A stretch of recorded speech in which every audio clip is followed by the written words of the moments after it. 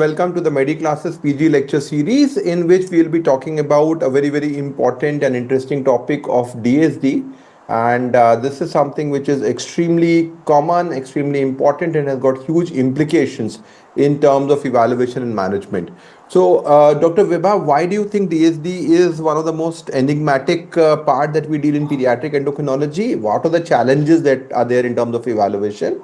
So first of all, the identification whether there is a DSD or not, because some of the DSD mimics may cause confusion, and one of the most important consideration is the excess DSD, which is 21 hydroxyl and which is a life-threatening condition. So identification of excess DSD in an early stage is very important to prevent the grave consequences. So in these scenarios, this is important to identify the DSD at the right time. And what are the common forms of DSD that you encounter in our clinical practice? The most common that we encountered in OPD is 21 hydroxylase, and the in pubertal age group aromatase deficiency, and rare form of 11 hydroxylase, rarely we do get.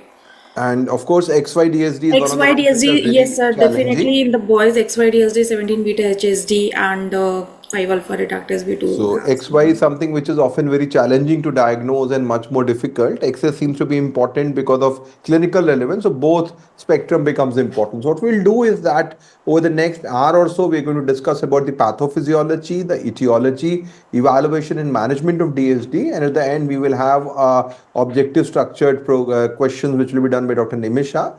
So we'll start off about DSD. And DSD is something which is extremely important to identify, as discussed by Dr. Vibha, because there are lots of implications. So we'll talk about two cases where the diagnosis made a big difference. So we had a 1-month-old boy, child with DSD, who was referred to us with Prader stage 4. And what really happened was there were classical features of XY-DSD. Now, this individual had been given testosterone, 3 doses, and people thought that this is XYDSD. We have done our picture and then we'll go for surgery. But unfortunately, despite the various increase and everything happened, 5 years later developed renal failure. So what's very important to understand is that our job is not just done by identifying a DSD or giving some cosmetic measure. We also have to think of a serious underlying disorder, which could be something like a WT1 defect, which can result in renal failure. So a comprehensive evaluation of DSD therefore is extremely important. The second scenario was more of a diagnostic challenge, a day 3 child with DSD who again presented with Prader 4 with no gonad. So this looks like XX DSD, and on further evaluation was found to have the Mullerian structures, and the karyotype was 46XX, again confirming. At that point of time, a borderline 17 OHP was identified, and based on that, a diagnosis of 21 hydroxylase deficiency was made, and the child was labeled for life in terms of treatment. Now, what happened by the treating physician was that they found that they could actually cut down on the dose of hydrocortisone, and the 17 OHP remained normal, which really excluded CAH as a possibility. If you look in retrospect, the amount of 17 OHP elevation was not remarkable, and this brought us to some alternate diagnosis. And when we evaluated, we found that there was delayed puberty. Now the child presented around 14 years of age with delayed puberty. On retrospect, there was a history of maternal virilization, giving a clue to aromatase deficiency. The key message is that if you identify XYDSD, don't just get satisfied with the diagnosis and treatment, think of an underlying cause. And not all XXDSDs are CAH. This is something which is extremely important to understand from that regards. All of you can go and have a look at our website learning.society.in, which has got multiple source courses and resources, including fellowship in pediatric endocrinology, our e-learning platform, the YouTube channel, which has got large number of information available. We have got courses which are available, and including fellowship and postgraduate programs which are there, which can be accessed online as well as on a hybrid mode. We run regular programs in the form of grand rounds, journal clubs, and PG lecture series. This lecture series is part of a 36 lecture series which aims to cover the entirety of pediatric endocrinology over a 3-year period. We have already conducted around 15 such lectures. They are all available on YouTube. You can go and have a look at that in detail in terms of that. There are multiple publications which provide coverage in terms of pediatric endocrinology, right from protocols to basic and to advanced pediatric endocrinology. Our latest application is now available on both Android and iOS store. It looks into entirety of pediatric endocrinology. So we'll talk about PG lecture series. I'll be joined by our consultant in pediatric endocrinology at Regency TDR, Dr. Vibha, who will be talking about etiology, and Dr. Nimisha, our fellow, will be talking about some very interesting cases. Three key questions that a physician has to answer when evaluating a child with DSD is it really DSD? If it's DSD, what is the type of DSD? And finally, what's the diagnosis in that perspective? So very importantly, we do not want a confusion, because once you label somebody as DSD, it has got psychosocial implications as well as diagnostic implications. When we talk about DSD, it's a discrepancy between the external appearance and genetic sex, and we are mainly focusing here about the atypical genitalia and those group of disorders. We're not talking about gender identity here from that perspective. So what really is a difference or disorder of sexual development? You can have clearly a atypical genitalia. Bilateral cryptorchidism in a apparently normal looking male may be the only sign of a severe underlying disorder like 21 hydroxylase deficiency, for which we need to be very careful about. Penoscrotal hypospadia requires evaluation. So a phenotypic male who has got bilateral cryptorchidism, a distal proximal hypospadia, which is penoscrotal, or hypospadia with undescended testis, requires evaluation. Similarly, if we have a phenotypic female who presents later on with primary amenorrhea and inguinal gonads, or a labial fusion, requires evaluation. Now, very important, often girls will present later on with pubertal virilization and amenorrhea, and we have to consider DSD at that time as well. Very importantly, what is not DSD is there is a prominent clitoris. This is does not require any evaluation. This is a scenario in which there is a synecdoche or labial addition. Again, do not require evaluation from that regards. And a simple distal hypospadia also doesn't require evaluation. Now, once we are sure that this is DSD, we need to classify them. For that, we need to examine carefully about the phallic size, the length. Generally, a size below 2.4 is suggestive of micropenis, and clitoromegaly is more than 0.9. We can also look at the erectile tissue and the mid-shaft diameter, which will give us more picture about the overall phallic growth from that regards. Very crucial to look at the gonads, and this has to be via palpation. So you need to use a two-hand technique starting from the superficial inguinal ring to the scrotal sac, because sometimes the gonads may just be there. So you try to push it and find if there are gonads are there or not. Usually, if there is a round structure, we consider that to be testis. Rarely, this could be a prolapsed fallopian tube. And if there is an irregularity in the structure, that could be ovotestis. But generally, if you say palpable, round, smooth structure, that's usually a testis. Now, Mullerian structures can be assessed using a rectal examination, which may be difficult. So, imaging in the form of ultrasound will usually give you the Mullerian structure because of the transplacental estrogen exposure. The amount of uterus size is quite big in that perspective. Very rarely do we resort to MRI in that regards. Now, sometimes we need to be aware that there may be a partial development like hemiuterus, which is there.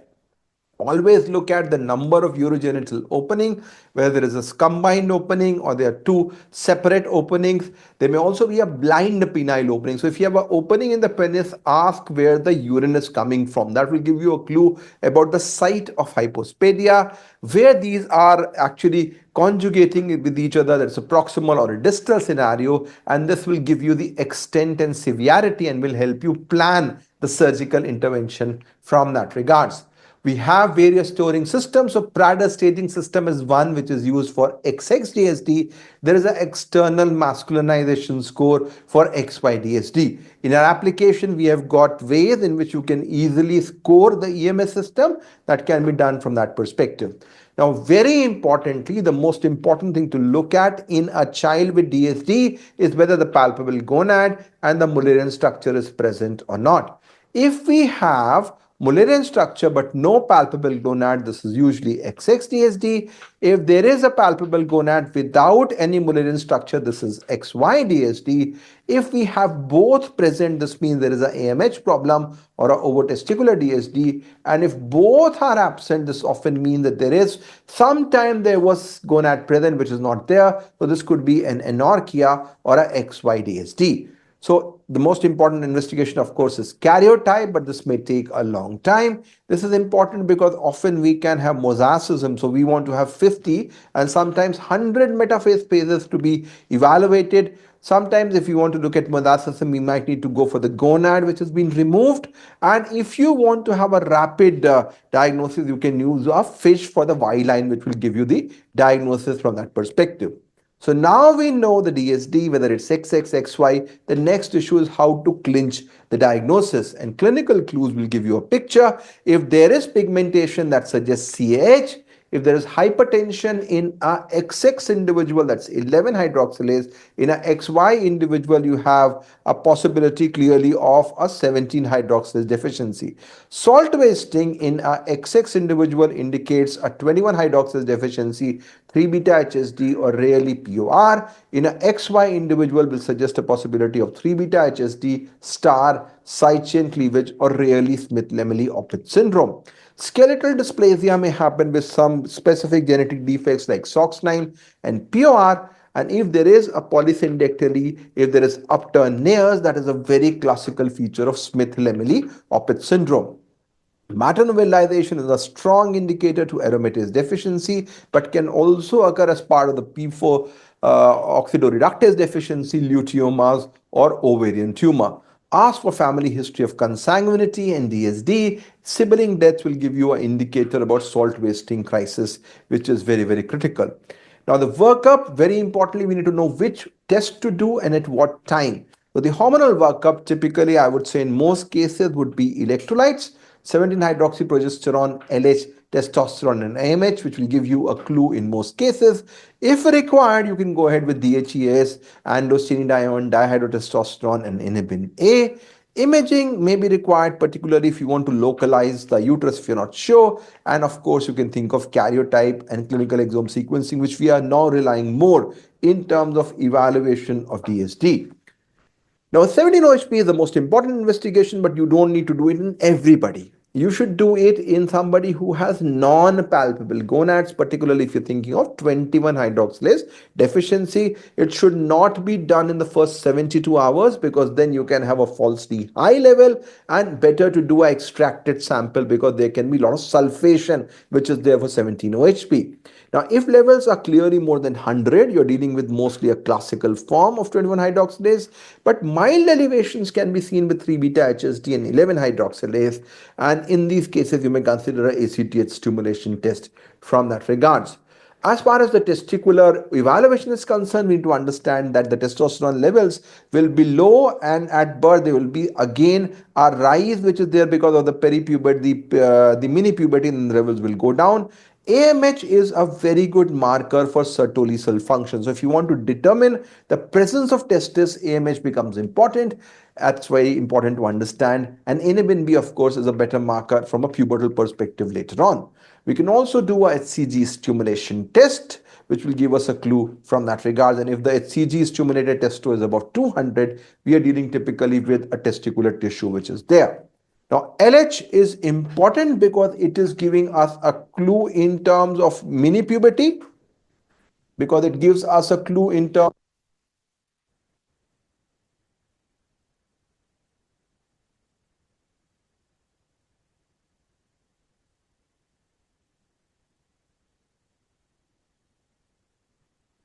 This is something which is extremely important because then we can decide about the need for stimulation. So if the LH level clearly, in this perspective, what we are seeing is on the higher side,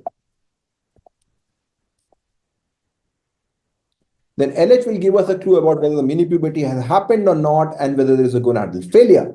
So the precaution we need to take here is that it should be done after 7 days of life, and the interpretation typically is that if the LH level is above 0.7, we are typically dealing with mini puberty. Higher levels are indicative of gonadal failure, from that regards and perspective, which becomes important to evaluate and understand in that regards. And if the levels are low, we can do a stimulation test, especially for the ACTH test. Testosterone is important because it provides us information about gonadal function. It distinguishes between the deficient conditions like side chain cleavage, enzyme defects, problems in the synthesis, as well as those which are because of resistance of action.